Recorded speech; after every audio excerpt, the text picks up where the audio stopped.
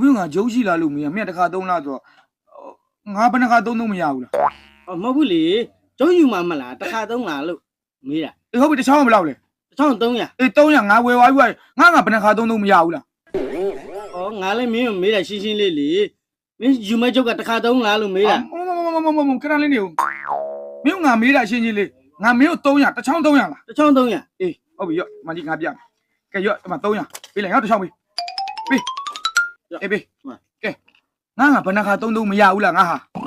မဟုတ်ဘူးလေမင်းကတစ်ခါသုံးလားလို့မေးတယ်လေ ငါမေးတာမင်းကိုရှင်းလေးငါဘယ်နှခါသုံးမင်းလုံးမဟုတ်မင်းရှက်ငါဝယ်ပြီးသွားပြီလေ အေးဝယ်တာဟုတ်တယ်လေမင်းလည်းငါမေးတယ်မားနေလို့လားတစ်ခါသုံးလားလို့ငါမေးရလေ ငါလည်းပြောတာရှင်းလေးငါဒီကျုပ်ကိုတစ်ခါမကလို့အခါတစ်ထောင်သုံးမင်းကိစ္စလားမင်းနဲ့ဆိုင်လားငါအခုမင်း300ပေးသွား300မလား ဟုတ်တယ်300 အေးငါယူဝယ်လိုက်ပြီငါဘယ်နှခါသုံးမရဘူးလားငါမေးတာရှင်းလေး ရတယ်ကွာမင်းကလည်းမင်းကြိုက်တယ်လို့သုံးမသေးတဲ့အထိပါသုံးလို့ လိုချင်တာ